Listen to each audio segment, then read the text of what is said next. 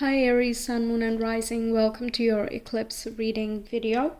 So we'll take a look at both the eclipses that are occurring in the month of October. On the 15th or the 14th, we have a new moon eclipse. It's a solar eclipse in the sign of Libra, which falls in your 7th house of partnerships and one-on-one connections, as well as the projections.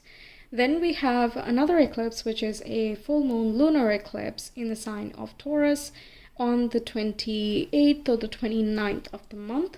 And that falls in your 2nd house of finances, personal priorities, values, as well as your, the self-worth that you have as well.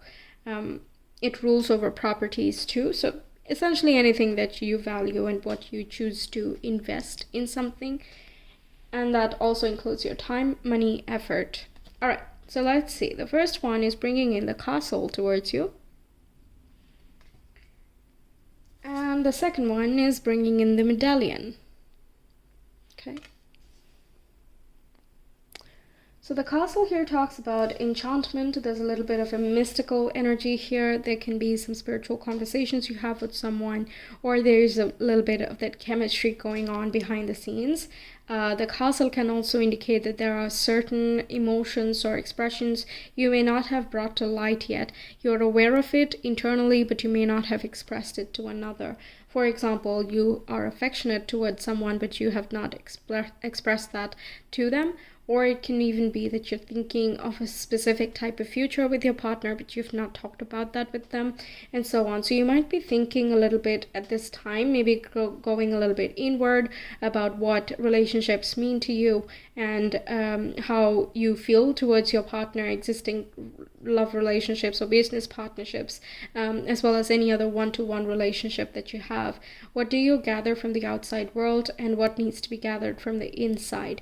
Because Libra also contains the South Node, and that indicates that it's losing energy or that you can learn something from that area. It can be a point of resources, so other people can help you understand yourself at this time, and therefore you're listening to others and you're kind of internalizing that, you're thinking about these things, and it's a little bit of a deeper time for you. Okay, now the second one, because it falls in that 2nd house, this can be talking about certain achievements that you are acquiring at this time, or a point of completion in your financial goals. Perhaps you are hoping to reach a certain milestone by this point and you're reaching that. It can also be just, appreciation, compliments, radiance, you're being noticed. And it can be even like new things that you can strive towards as well in order to make yourself feel more accomplished in your own eyes, essentially. Okay, so very interesting stuff, both of them, and the astrology as well is quite interesting. If you're curious, you can check out the reading that I have done for that. So let's get into it, get more specifics about what the first eclipse is bringing in for Aries, please. What is the new moon solar eclipse in the sign of Libra bringing in for Aries?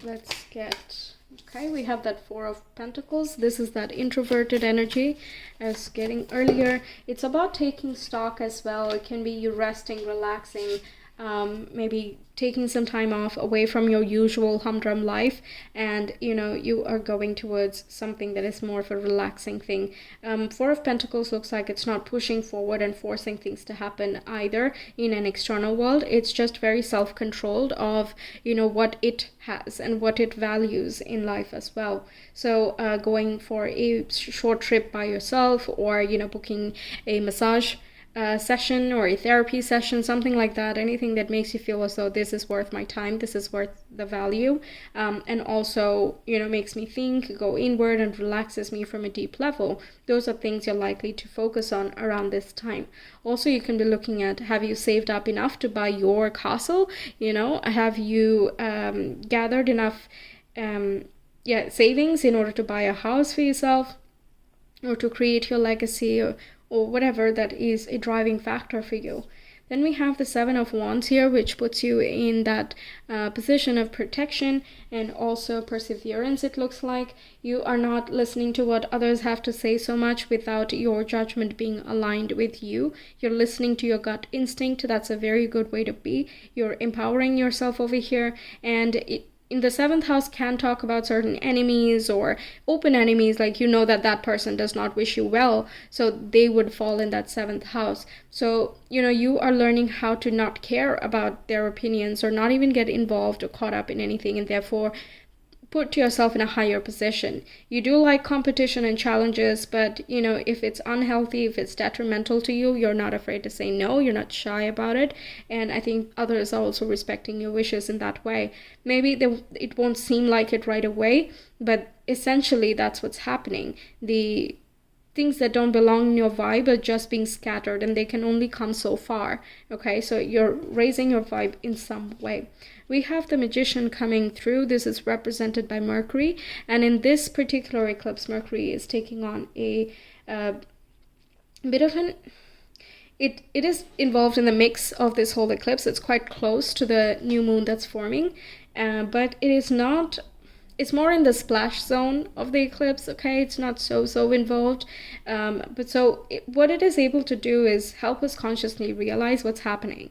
Without Mercury's help, we might feel a little bit lost and chaotic, which generally happens with, eclipse energies.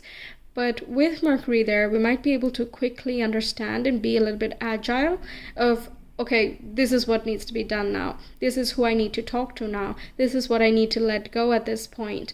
This is just not happening, Stuff like that, where there is a consciousness to it. There's an action to it as well.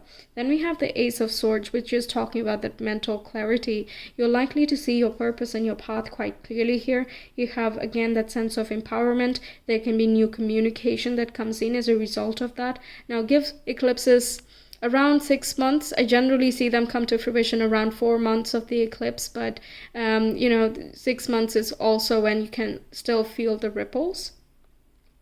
And the eclipse time itself can be kind of the germination stage, so don't expect all the results coming up at once, because self-realization doesn't happen in one fine day, right? It's a whole journey. So if you've not started this before, you might be triggered to think a little bit deeper about yourself around this time, and as you do so, it becomes more of an automatic process in the background, and you just see more tangible external changes as a result of that. Okay, so as a result of whatever the eclipse has initiated, you see some meaningful change in your outside world. That's essentially how they work.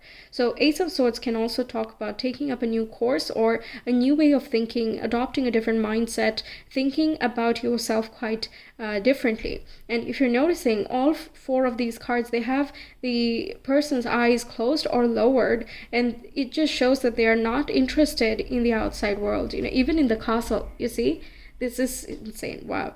So they're all closed down. They're not exercising their physical eyes, but rather the mind's eye. They're trusting intuition, instinct, and also the higher self. They're trusting that the ideas will come. You can't materialize ideas if you just don't stay open to those things. And the Ace of Swords and Magician here talks about opening yourself up more mentally. You can hear people out, but when it comes to taking action and putting your money on someone or something, you're quite careful and strategic while making decisions. So if certain people are a waste of time, they're a waste of time. You are aware of it, and then you execute it however you see fit in this situation. All right, it's a very bold time for you, and you're protected throughout this whole situation. Of course, the castle with the pearl over there, it's signifying the walls that surround and the strength of those walls that are surrounding the home, the sensitive interior, right? Same with the Seven of Wands. You can see this protection that's forming, and she's just a human. She's just sitting there and she's listening to her inner self. Okay, let's talk about the second eclipse, please. The full moon lunar eclipse in the sign of Taurus. What's happening for Aries, please?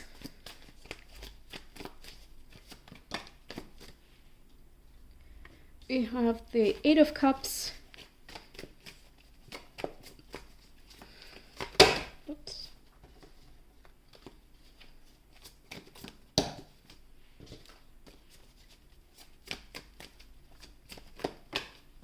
We have the Queen of Wands. I'm just gonna put them closer.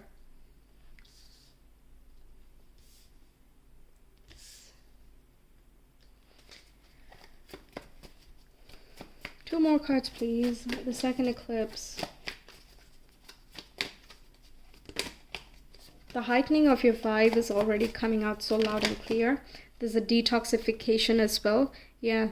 Very carefully or strategically kind of, it's quite surgical. This eclipse, it feels quite surgical, very expert. I don't know who's executing this. Are you the master strategist, or is it, you know, a divine intervention? I'm not really clear on that, but it seems very surgical in the way that this needs to be eliminated, but the surroundings should not get hurt. So you are expertly removing yourself from a situation that you don't see yourself fitting in. So you see, for example, you know, you are living in a neighborhood that has a completely different ethic or different behavioral system as you, and you don't want to be part of that anymore, but you know, they're nice people or whatever, and you might be looking at an exit strategy without having to, you know, ruffle a lot of feathers, or, you know, not being rude to anyone. If someone says, why are you rejecting me, you're trying to think of a smart answer, not the most, you know, brutally honest answer.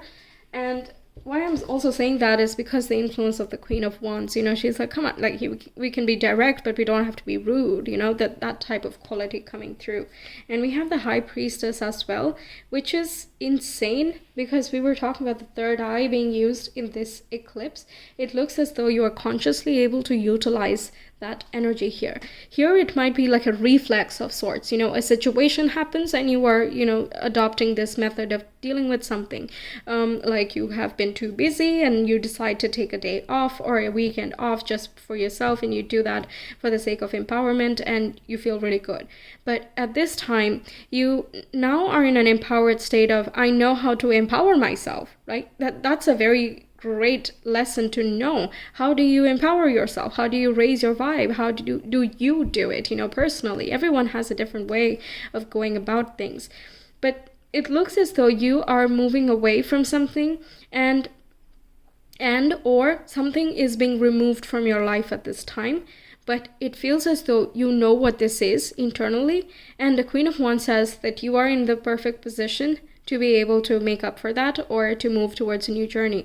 You are quite excited to be leaving a company, for example. The work ethic, the standards, the individual respect, or, you know, the treatment towards one another. Maybe something here does not agree with you. Or, you know, you are a lone wolf. You don't like to do the whole teamwork situation. You know, you would like to carve your own path, make your own name, be a brand yourself, or, you know, whatever the case is here. You are figuring a way out to sustainably remove yourself from a situation, and it is a big decision. I don't think you're doing this from a rushing perspective. The High Priestess says that you're trusting that intuition. You know that it's time to start reaching for that medallion here. It may not be here already, but it is so close you can almost touch it. So this feels like within the 4 to 6 months of this particular eclipse happening, you are likely going to see some sort of progress regarding some initiations you're making at this time, or whatever is being created for you here. What else? Now, the Eight of Cups can talk about purging certain self-defeating or self-sabotaging habits as well. Being aware of where exactly do you sabotage yourself, why do you do that, and how can you stop doing that in the future or right now already. So releasing of certain habits or certain patterns, recognizing your rebellious side, where it comes from, being compassionate about it. You know, it's not to shut it off, okay, but to channel that energy, that rebellion energy, for a cause, for a purpose, and therefore, you know, create something out of that. Maybe not for each and every person in humanity, but something for yourself and your loved ones here. So it looks like you're creating something of meaning moving forward here, and you're doing so very intentionally. You're once again being protected over here. There's a strong spiritual component that's going on, but watch out for this one here. Look, observe, really observe, and tune into that inner voice, because that's going to set up the stage for the movements that happen here. Okay, let's get you some astro dice for the first eclipse, please. 5th house, Pisces and Saturn. Okay, the way you express yourself, the way you have fun. When do you believe you can have fun? These types of topics can come up. Also, in your dating life, are you going for someone with a commitment perspective, or are you going for, just exploration and passion and fun and joy and all of that? There can be some type of, rethinking and restructuring that go on at this time. And Saturn is as well involved in the eclipse. It's not directly involved, but it's in the background, and it's in a harmonious state with Mars, and Mars is your ruler. So definitely there is some type of restructuring for improved stability that is going to come in, which is connected to your spiritual world or your inner world. So really move in towards yourself. Try to sit with yourself for a little bit, spend some alone time if you can. That's going to be really helpful, even if it's not on the day of the eclipse. See, whenever you have time around it. Okay, second one. Doing things your way is something I hear for this as well. Doing things your way, figuring out your creative style, your romantic style, not trying to fit into a specific mold of, this is expected of me, therefore I'm doing this, okay? And this one over here, we have Mercury and Gemini in the 2nd house. So you're brainstorming some money-making ideas. You could have some very nice marketing or advertising strategies as well. Maybe that's something you do for a living too, some of you. But regardless, this expert way of, slicing down time is something I hear. Like you're slicing down time into sections so expertly that you are much better managed and well equipped to, deal with your resources wisely. So you're not wasting your money, you're not wasting your time, you're not wasting your energy or conversation, anything, okay? You're using it quite expertly. Your intelligence is being heightened already here, perhaps because of some type of information. It can even be some education you're taking on the side, and that can be, setting up the stage for what's to come over here. So watch out for information and communication that comes in, and observe what happens within you. So that's what I have for you, Aries. Thank you so much for being here. I hope the reading helps you out. Let me know your thoughts. I will see you some other time. Until then, take care. Bye.